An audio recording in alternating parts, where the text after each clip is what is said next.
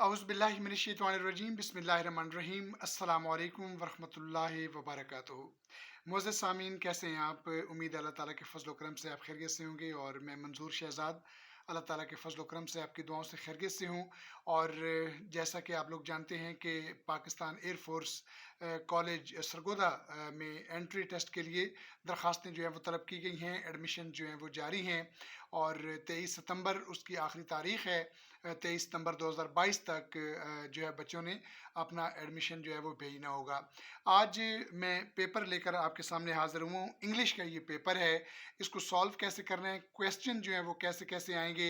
और इससे पहले कि हम आगे बढ़ें, मैं आपसे गुज़ारिश करूँगा कि मेरे यूट्यूब चैनल को सब्सक्राइब कर लीजिए, क्योंकि इसके बाद उर्दू और बाकी तमाम सब्जेक्ट्स का जो सिलेबस है, पेपर्स हैं, वो लेकर मैं आपकी खिदमत में हाज़िर हूँगा। ये ताकि मेरी तमाम आने वाली वीडियोज़ जो हैं वो बर वक़्त आप तक पहुँच सकें।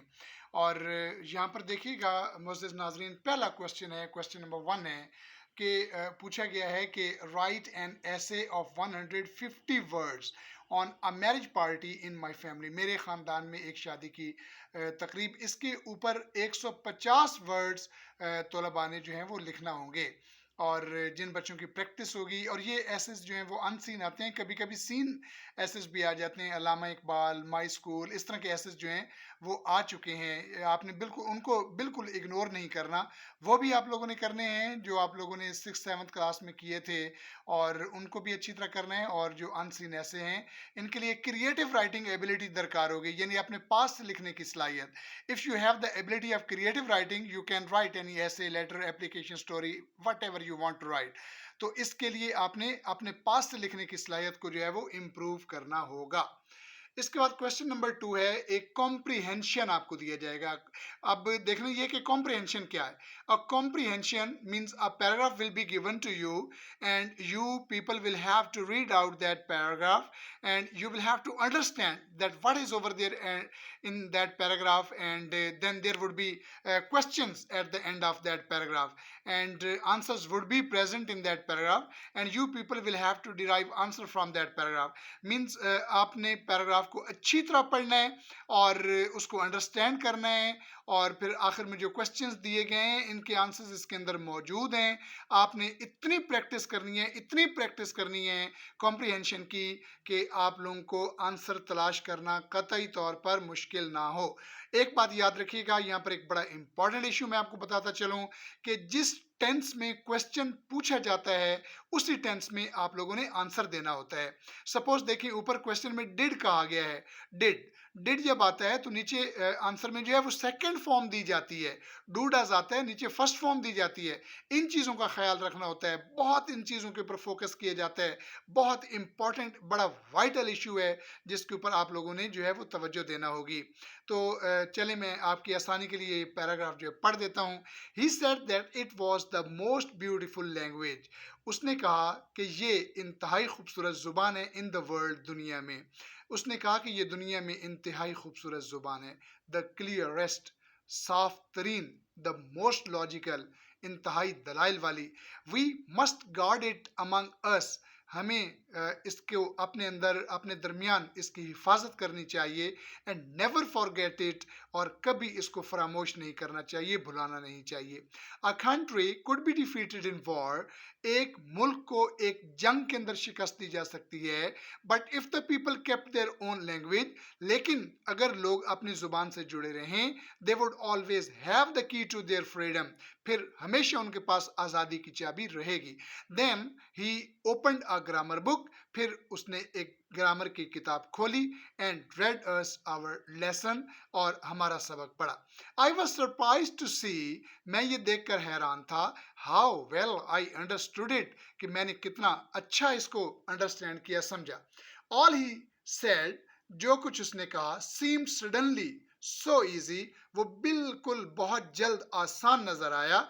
आई ऑल्सो थिंक, मैं ये भी ख्याल करता हूँ, सोचता हूँ, that I had never listened so carefully, कि मैंने इतनी एहतियात से पहले कभी सुना ही नहीं था। टू सी, इतनी एहतियात से पहले कभी सुना ही नहीं था।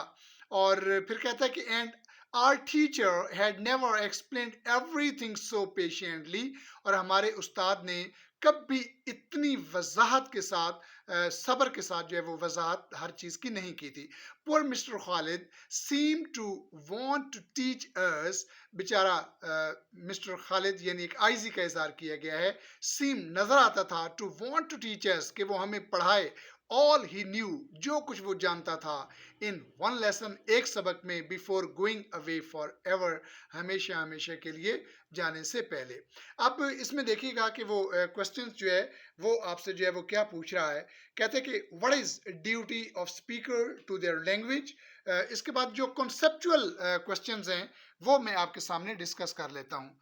जरा कॉन्सेप्चुअल क्वेश्चन जो है वो देखिएगा क्या कहता है कि राइट सॉरी पहला क्वेश्चन जरा देखिएगा, जरा कॉन्सेप्चुअल क्वेश्चन है। Right 3 adjectives used for the language in this passage.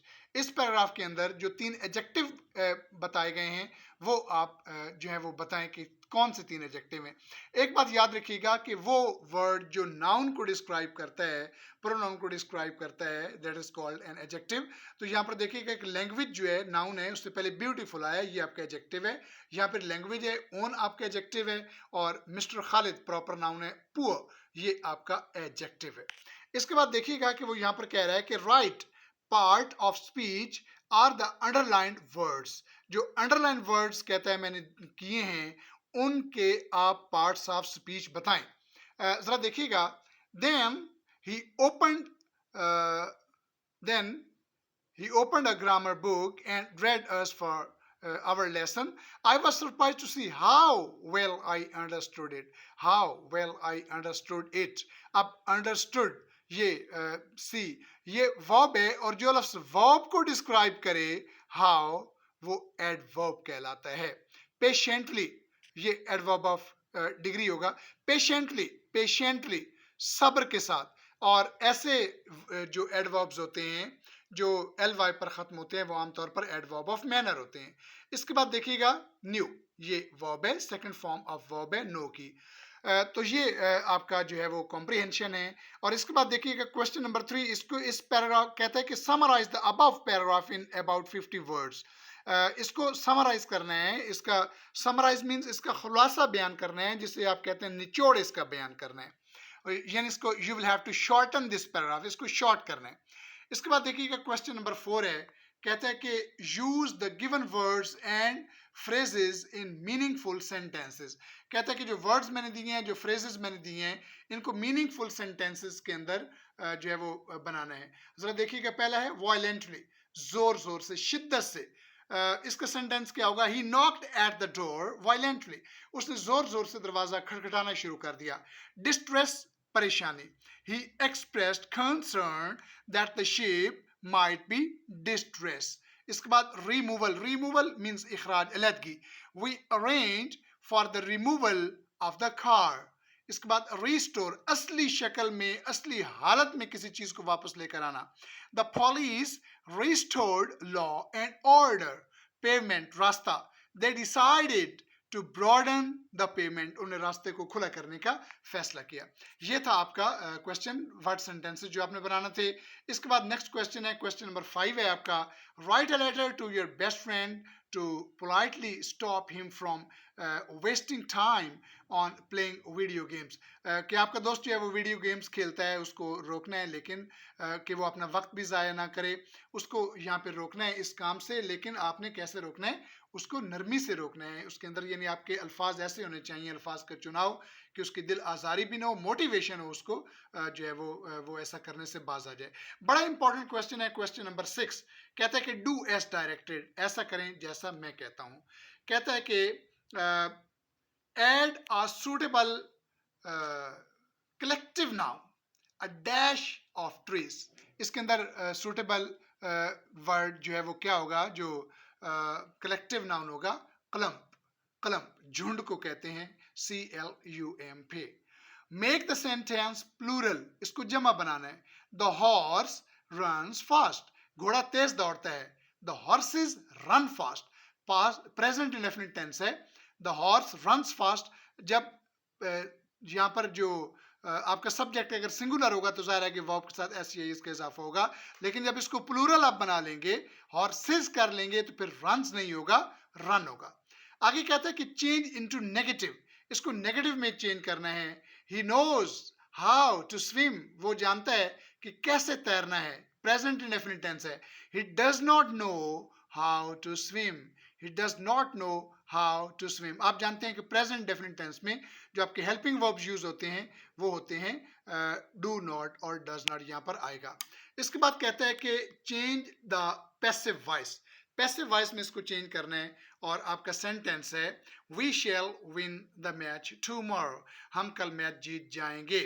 यहाँ पर सबसे पहले आप लोगों ने क्या करना है, इसका ऑब्जेक्ट जो है वो देखना है, द मैच, द मैच। और इधर बेशक शेल आता रहे, आई और वी के साथ शेल आता है, लेकिन जब आपका सब्जेक्ट जो है वो द मैच बन जाएगा तो फिर क्या हो जाएगा, the match will be won by us tomorrow. इसके बाद कहता है कि insert suitable preposition, Arsalan is suffering dash cholera, suffering from cholera but his cousin is ill with fever. इसको फेवर नहीं बोलना, फीवर बुखार को कहते हैं, फेवर हिमायत को कहते हैं।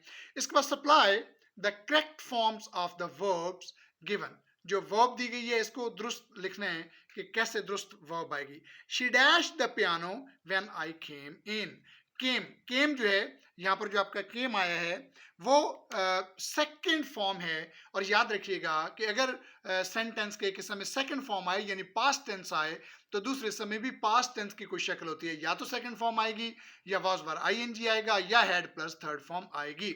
सप्लाई जरा देखिएगा, शी वॉज वॉचिंग होगा, she was playing, sorry play आपका वर्ब था, she was playing the piano when I came in. Next, add the future perfect tense of the verb given by this time next year, next जब भी आएगा बात future में चली जाएगी, और जब by दिया होता है आगे टाइम दिया होता है तो याद रखिएगा will have shall have और थर्ड फॉर्म आती है तो यहाँ पर shall have taken आ जाएगा।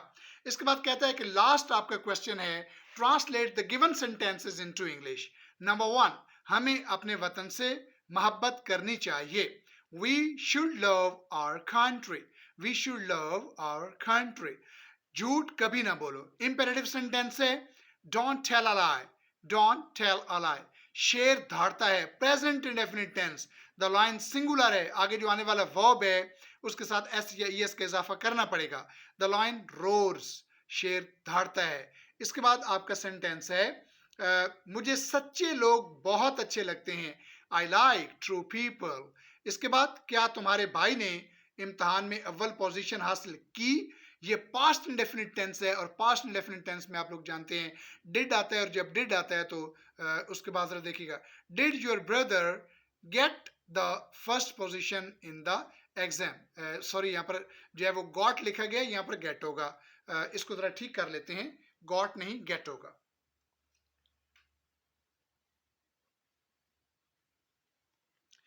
रीजन ये है कि जब पीछे डिड आता है तो आगे फर्स्ट फॉर्म आती है, did your brother get first position in the exam. तो मुअज़्ज़िज़ सामीन, ये था आपका पेपर जो मैंने आपके सामने डिस्कस किया। 8th क्लास में एडमिशन के लिए जो बच्चे जीडी पायलट बनना चाहते हैं और वो पीएफ सरगोधा के इम्तहान दे रहे हैं तो उन बच्चों के लिए ये पेपर मैंने सॉल्व किया, उनके लिए आसानी पैदा की। अल्लाह ताला सब के लिए आसानियाँ पैदा करे। और आप लोगों ने बिल्कुल नहीं भूलना मेरे यूट्यूब चैनल को लाजमन सब्सक्राइब करना है, इसको लाइक भी करना है, शेयर भी करना है ताकि पूरी कौम का जो है वो फ़ायदा हो। अल्लाह ताला हम सबको अपने हिफ्ज़ व अमान में रखे। मंजूर शहजाद को इजाज़त दीजिए। अल्लाह हाफिज़।